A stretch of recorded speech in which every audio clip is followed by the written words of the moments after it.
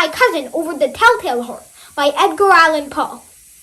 Now, I did not get the popular vote. Ajanta won. Ajanta won. I think Ajanta won. Isaac won. Isaac won. You decide who won. Hello folks, welcome to Book Talks episode 2. I'm Rifat Bari, Harvard exoplanet researcher, and today I have a co-host with me, my smaller co-host. What's your name?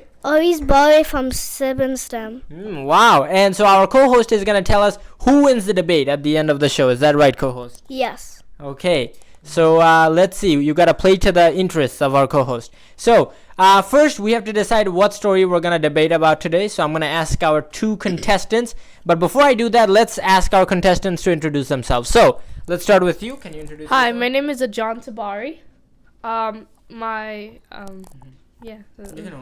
Okay.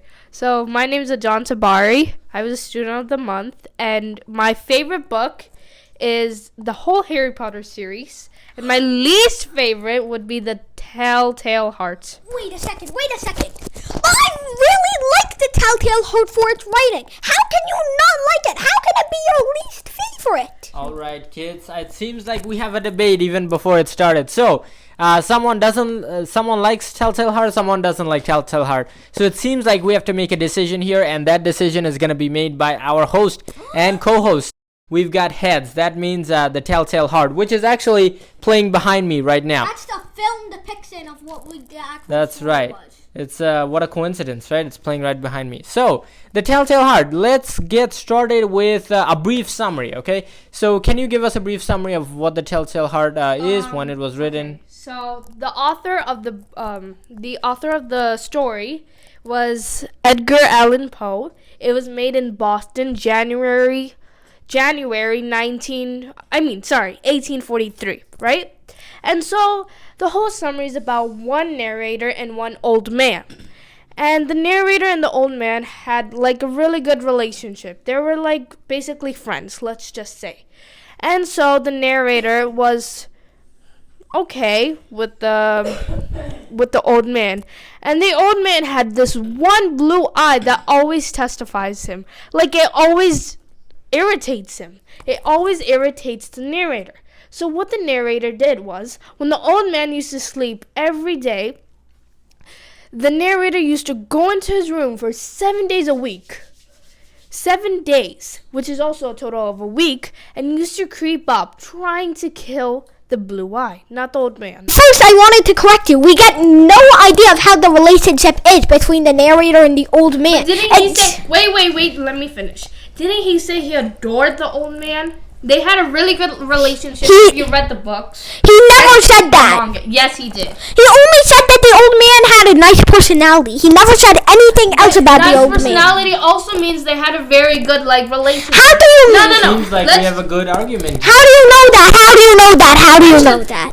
Let's just say I had a friend, and we had like a good, communication and stuff. Wouldn't that also mean I had a good relationship with her? He acts nice doesn't mean you're going to be their friend. Maybe the eye was the turning point in their relationship. I mean, if he's always bothered by this eye, he only starts the killing after he notices the eye, and he's noticed the eye for a long time. Yes, I mean, you don't just get irritated immediately because somebody's eye looks weird. Yes. I mean, everybody's heard about Bill Nye the Science Guy, but nobody's heard of the old guy with the weird eye.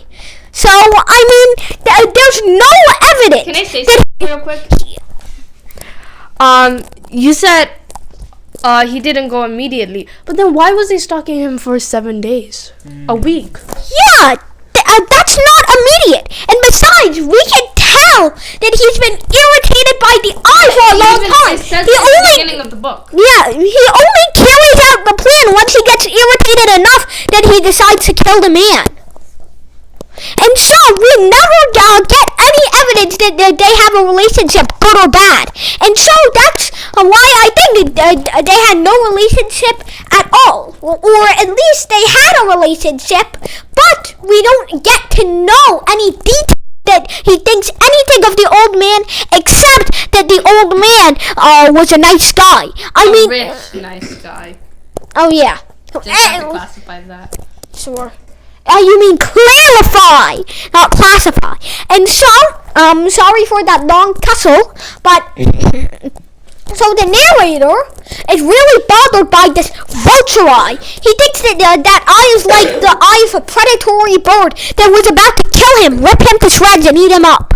And so one day he decided to Uno reverse that. And so he went into the old man's bedroom for like 7 days. Or he orchestrated something for 8 days. He reasoned that he's not a madman, even though he clearly is, because he has a plan involved with it. Basically, he was going to stalk the guy for 7 days, talk with him before he went to sleep, then stalk him while the old man was sleeping, while the old man had thought he had left. And then, on the 7th day night, he was like, who cares, you're a nice guy, ha ha, smile. But then, on the 8th night, he opens the door extremely slowly. The old guy's like, and then the narrator comes in, then stabs him and suffocates him to death. It didn't stab him. Okay. It said, as in the book it said, I clarify, that he threw the bed in the old man. It didn't say it stabbed him. Okay, that means suffocation. Yeah, but you said it stabbed him. Okay. So, suffocation.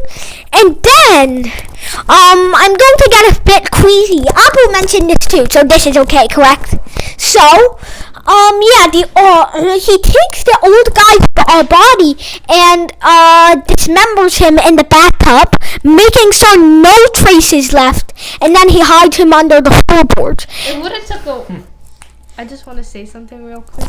It probably took a very long time to clean all that mess up. No, he made sure that no mess was made in the first place. He No, he never cleaned it up. He just made sure that there was no mess. I mean, that's kind of creepy. Can we stop talking about this? Okay, so can I ask my first question? No, not yet. And so basically, The host has no power, I guess. The co-host will put some revenge on that. Okay, please, Okay, cool. Go. Anyway, the neighbors heard the cry of the old man and were like, I need to call the police. And so the authorities arrive, but the narrator is like, oh, I just had a bad dream. It was just me screaming, that's all. And they're like, okay, I believe you. And then he's like, fight me. Didn't the narrator said he wanted to have a little tea with the police officers? I don't think he did. Yes, he did. Yeah, did. Of course, the narrator had tea with the police. Yeah. It was a kind of invitation. Oh, okay. So, yes, you should add that into your summary. Alright, but that's a kind of a small detail, no? But I mean, a small detail also concludes to a very big summary.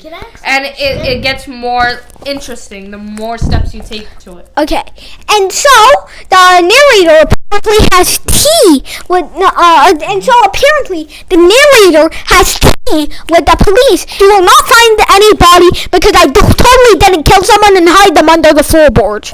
And so after that, he starts hearing like a thumping, and I interpret that as being his guilt coming back to haunt him. Eventually, he can't take the guilt weighing down on him anymore, and he screams to the police, who can't hear that thumping, which he interprets to be his heartbeat.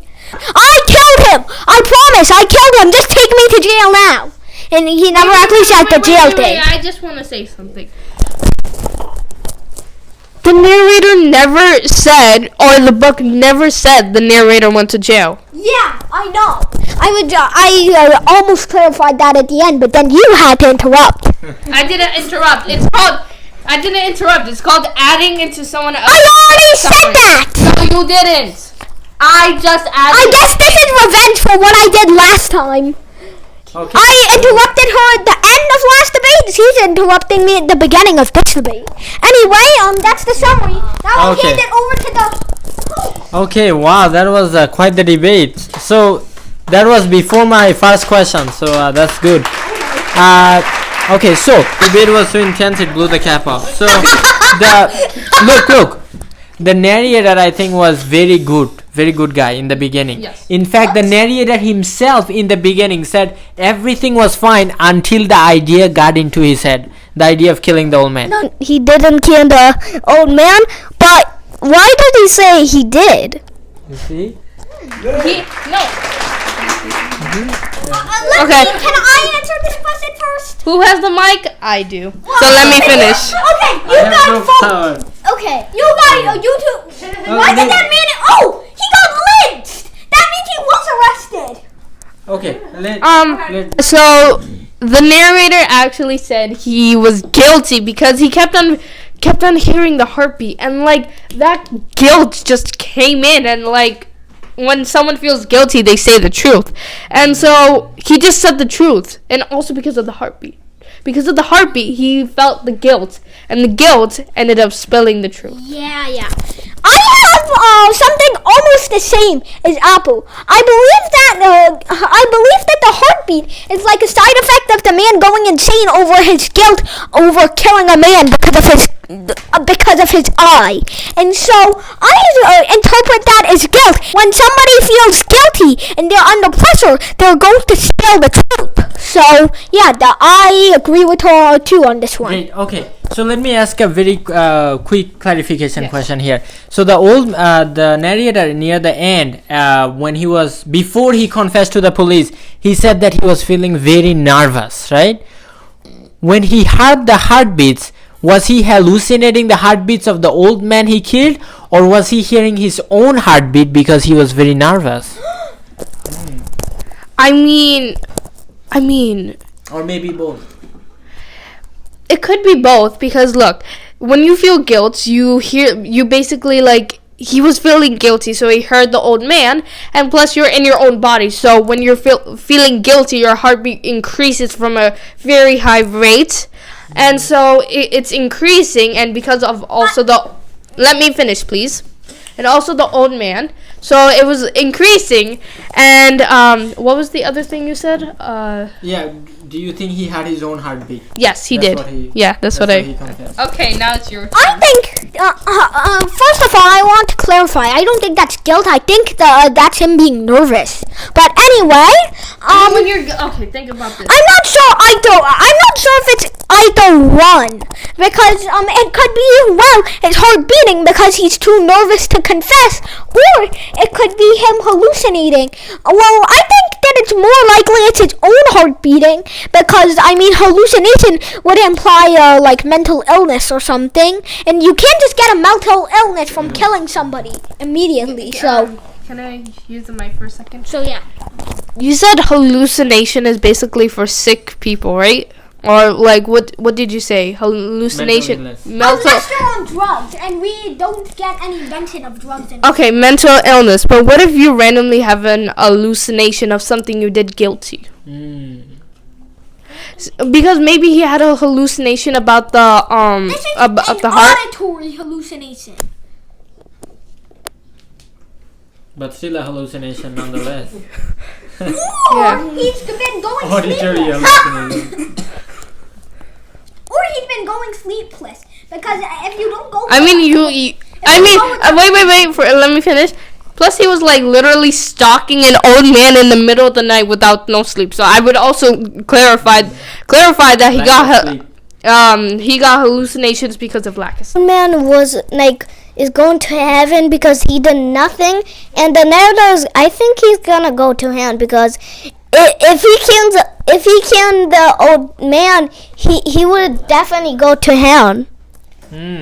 So I think that Abraham raises a very good point, because the narrator himself in the story says, I can hear all the things in heaven and all the things in hell. So is the narrator influenced by any religious motivation or just the eye? And what do you think about what the point our co-host raised? I mean, if he was God by religion, as you can see, like he was probably very old. He was like in his maybe 30s or like 40s. I don't know about the age. They didn't really clarify it. And if he was by religion, why wouldn't he follow it back then though? Why wouldn't he follow it since he was a kid? Why would he do it all of a sudden 7 days a week? Why would he do it 7 days? Good point. And I probably think it's probably because of the eye, because basically the whole story is about the eye. So there's no religious thing in this story. What's your thoughts? You raised a good point. first of all, I think that the eye is just due to basically a medical disease that some call heterochromia, where your eyes are two different colors, and so that's probably why we see a pale blue eye for one and a black eye for the other. That's like It's not really black. It's dark brown to be honest. true, but like it looks black, so who cares? But anyway. I think that, well, the man had no justification for just randomly murdering this guy other than the eye. And still, the eye is not really a reason to take away someone's life. And neither is his heartbeat. He only wanted to kill the eye. That was at first, but when he was stalking the old man, he didn't like the heartbeat either. Even though the heartbeat is really just an excuse. He doesn't like the old man. Yeah, I don't think he likes the old man. A lame old excuse. Okay, so Excuse? Wink, okay, wink. great. Guys, giving a summary. No, actually first him. Who has the mic? I do. That's Give me the Yes, Okay, so yeah. Anyway, even get discriminated by my own brother. so basically, the narrator probably has a bad relationship with the old man from the inferences we get. I mean, he kills the old man over his eye and his heartbeat. I mean, what kind of reason is that? I think he just doesn't like the old man that's trying to justify himself. I mean, we should constantly see him saying, I'm not a madman, I'm not a madman, I'm not a madman. He's probably trying to convince the reader that he's not mad, he shouldn't be arrested and put into a mental health institution. Because he's completely fine, nothing is wrong with him, and his murder was completely justified. We see him trying to convince the reader. Because he is evil. Anyway, and so that is so we can see he generally doesn't have a good relation with the old man, and he's probably insane or something. We have no idea about his mental health condition, but we actually have some idea. Can I say something real quick? If he didn't have a good relation, why would he take care of the old man though? Wait a second! I just got an answer to the heartbeat question that you asked before. Yes. If the man, it was really just himself's heart. If the narrator was just hearing his own heartbeat, why don't the policemen hear it? Policemen also don't hear the other heartbeat. Exactly. Remember, he exposed himself. No, but like you asked, is it is the narrator interpreting his own heartbeat, or is he just hallucinating? It can't have been the narrator's own heartbeat, because otherwise the police would have heard that heartbeat as well. No. Let's just say The police didn't hear any heartbeat. Hallucination in the head of the narrator. Okay, let's see what okay, our other... so you see police officers, right? Say there was police officers right here. Or like our host right here. Yeah. And say your heart is beating. We can't even hear it. So, how did the narrator, or rather the murderer, hear the old man's heartbeat? You decide who won. Brought to you by Brilliant.org. Bari Science Lab to fall in love with math and science.